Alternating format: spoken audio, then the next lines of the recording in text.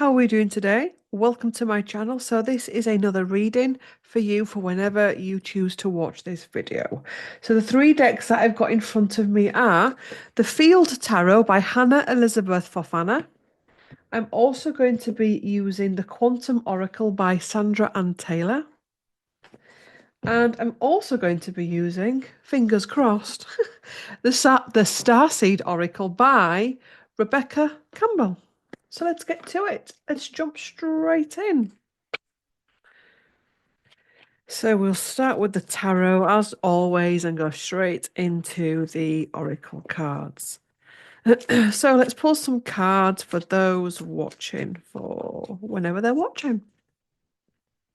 What message, guidance, wisdom, and inspiration wants to come through for today? Okay.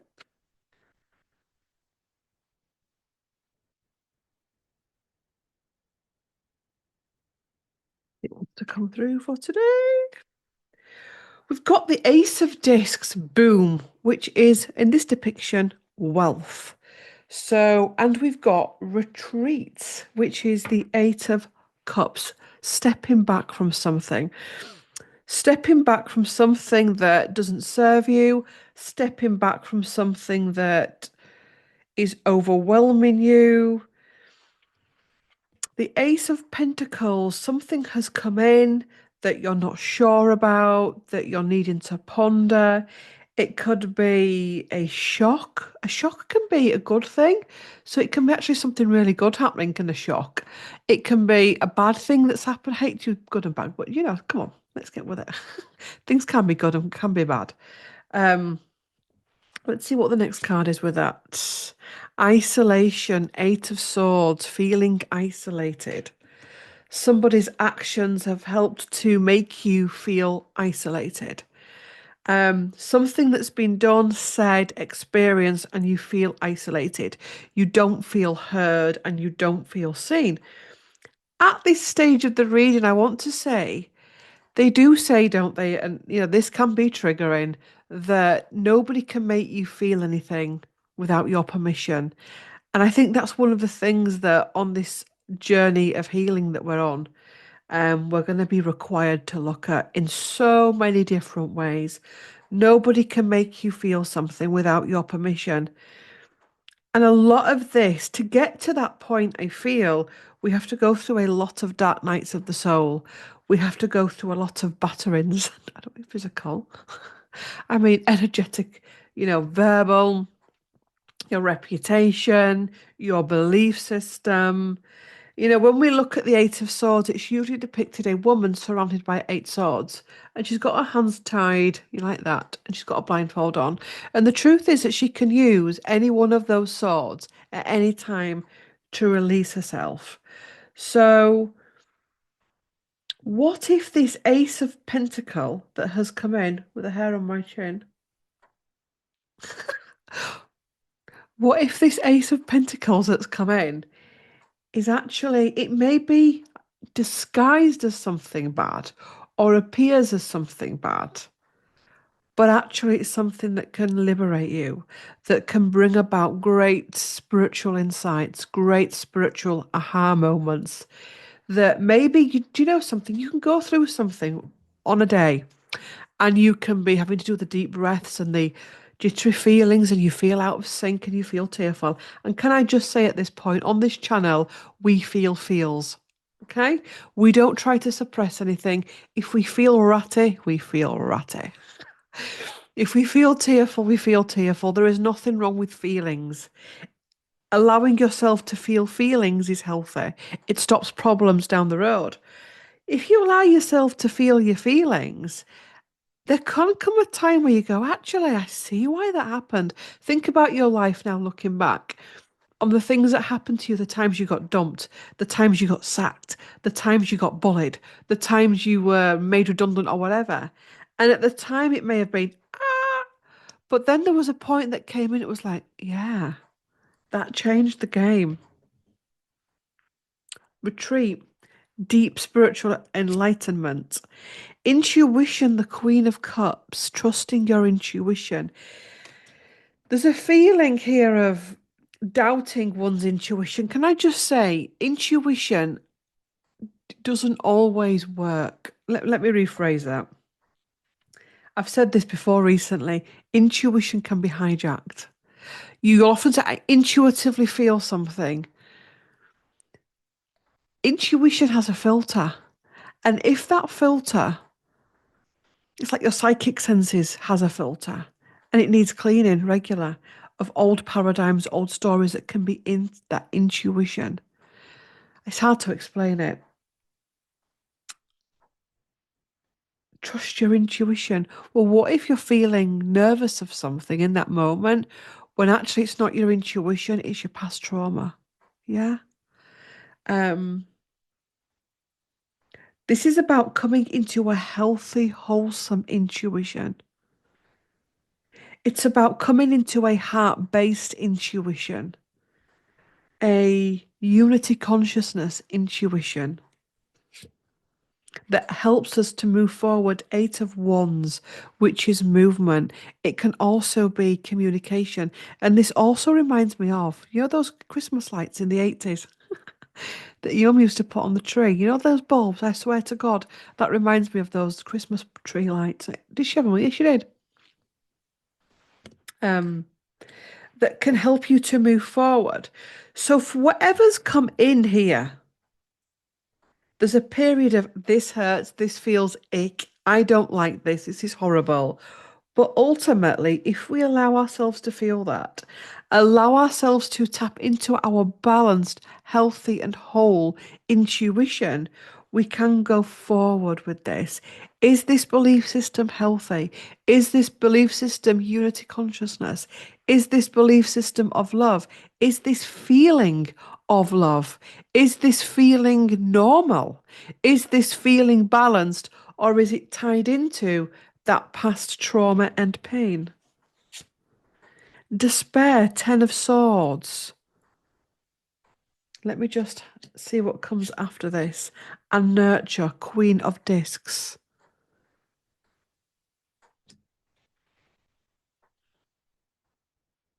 Keep pulling. Stability, Four of Discs. And harmony, Ten of Cups.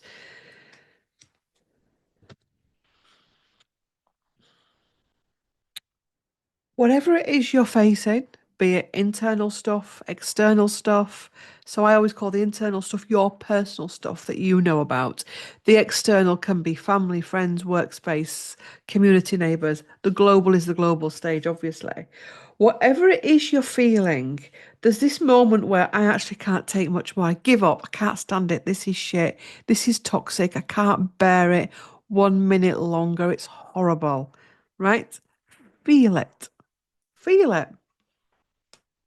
But then there's got to be this moment where we step into the Queen of Discs, which is the older, wiser version of ourself, which is how we go into stability, finding our stability within the world, which is then how we find our harmony because we've worked through our cups, our emotions. We've balanced the waters of our being. We've balanced the waters of our story.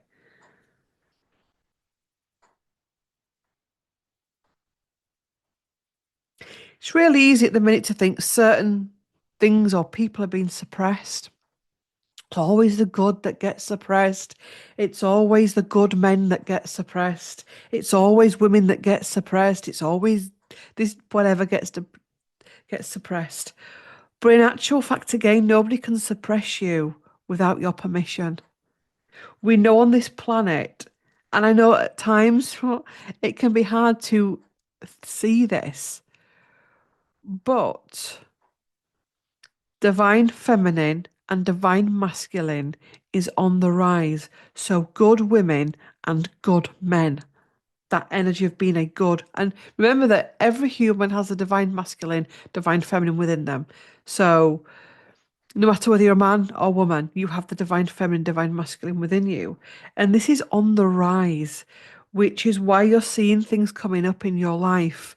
The things in your life where your feminine is out of balance, or your masculine is out of balance, or it's over masculine or over feminine. It's exhausting, I know, but this is a revolution here.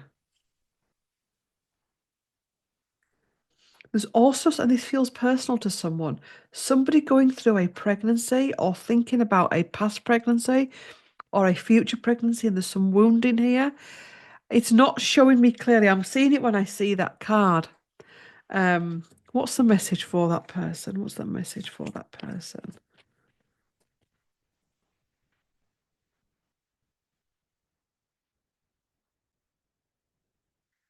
What's the message for them?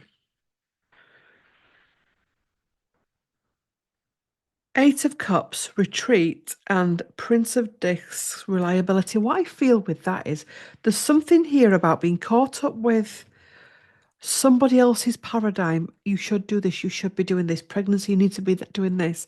It's almost like there's somebody coming into your life, like, whoom, telling you exactly what you need to be doing. And this doesn't feel like divine feminine guidance or divine masculine guidance. This feels like when I had my pregnancy, I did that. And this woman that I'm tuning into is feeling overwhelmed. Now, this could be somebody present going through it. It could be the past that's coming up, that maybe you were taught certain things about pregnancy and motherhood that you feel has, brought up situations between you and your children.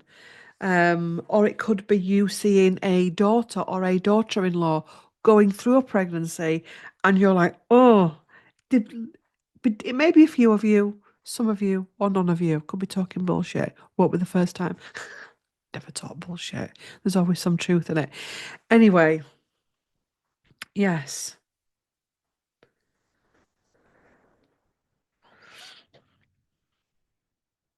To do parting of the deck. Let's see. Ooh. Fortune. Things can change. It's either black or it's white, but actually it's not. The colours of the rainbow are needed at this time. This is about getting out of black or white. I've heard it with people before when when we're having a debate about something and they've said, no, it's black or white. It's not, and there's many shades of grey. In fact, the world that we're going into, there's many shades of colour. And there's many shades of red. There's many shades of pink. Take it from someone that is a bit colourblind, moi, with certain colours. There's many shades of blue, orange, pink, pink. See what I mean? Um, so this is about embracing color vibrancy, embracing the chakra system, embracing joy, and knowing that by doing that you can pull yourself out. I also know as well, and I put something on my Instagram and Facebook this week of self-care rituals that are needed at this time, because one of the things that helps me with life is having a toolbox. I don't mean like a builder's toolbox, but either an energetic toolbox of things you do energetically for yourself, or a physical thing like, when things get tough, what's my coping mechanism? Past version of you could have been going into eye for an eye, vengeance, jealousy, tears, tantrums, and tiaras, or sabotaging behavior. Getting a really healthy and wholesome toolkit to deal with life, whether it's internal, external, or global. So it could be exercise, meditation, yoga, nature, going for a walk, going for a run, getting in the gym, swimming, wild swimming. It could be sewing, clay work. It could be painting, drawing, doodling. It could be singing, music, dance. It could be anything. But have a toolkit, journaling, reading a book, watching a really good, wholesome film. Get a toolkit in place that you know you can go to when times get tricky. So that when times get tricky, yes, you can breathe it and feel it, but you've also got a coping mechanism in place that you can pull on. And, that could be healthy boundaries also. It can be ringing in sick if you need to ring in sick. It was funny the other day, I was talking to Gary and he was affected by what, I can't remember what it was now. Was it the moon? It was the moon. And he said, it's really hard, isn't it? You can't ring in sick and say, I don't feel well because of the moon. And I was like, wow, he's right. Oh, he's not right. Well, he kind of is. Imagine ringing up a Matrix boss and saying, I can't come in because of the retrograde. Or actually, we can't hold that meeting because the Mercury retrograde is at her peak or his peak during that time. Imagine it. But also, as well, maybe we do need to have those conversations with bosses, with people that are, still in that mentality that this is life and this is all there is, that because that's how this information spreads. But actually ringing up the boss and saying, I'm not coming today, I don't feel well. We don't need to explain ourselves. Um, it's interesting times ahead.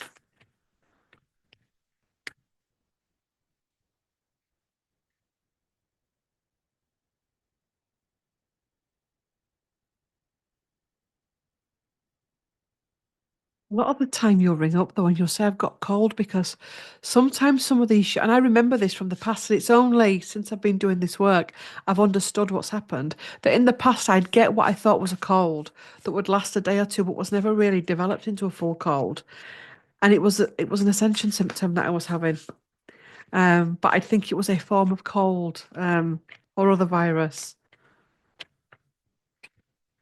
Behind a mask, intention, great gratitude. This is stepping you out of this restriction. It's okay to be you. There's still this energy out there of people not feeling as though it's safe to be themselves.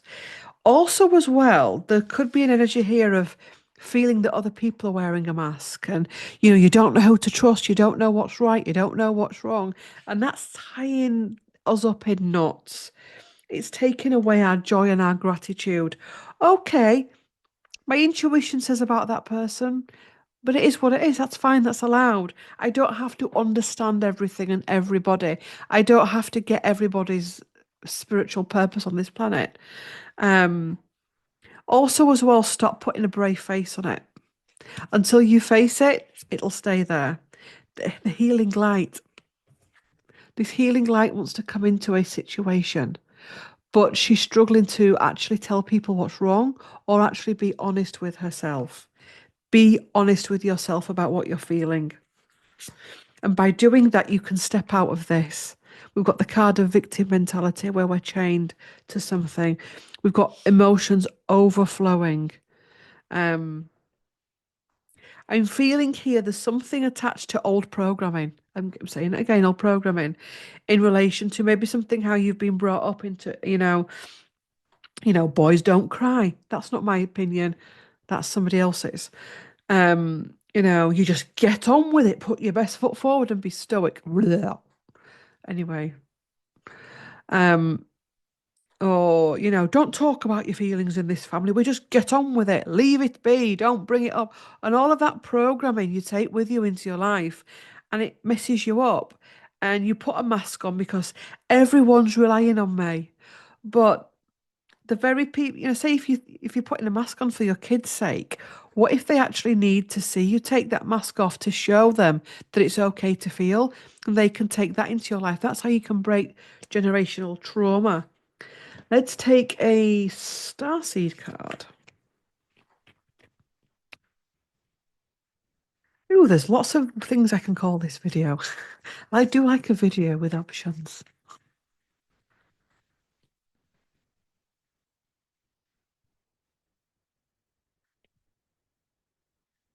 Starkeeper, cosmic ancestor, seed the light by staying grounded. Seed the light by staying grounded. Interesting that, isn't it? Seed the light by staying grounded, being able to feel without flipping. For example, say you're outside and you start to feel anxious and you start to feel that feeling come up. And what you do, past you could have gone and gone into a full-on panic attack, run out or gone into fight or flight and told somebody where to go, rammed your trolley into somebody or whatever, caused chaos. What this I feel is about is going, oh, that feeling's coming up again. Just a minute, love. I need to go out for a bit. Or I need to just go sit in that cafe there and just breathe. Or do you know what? I can't face this at this minute.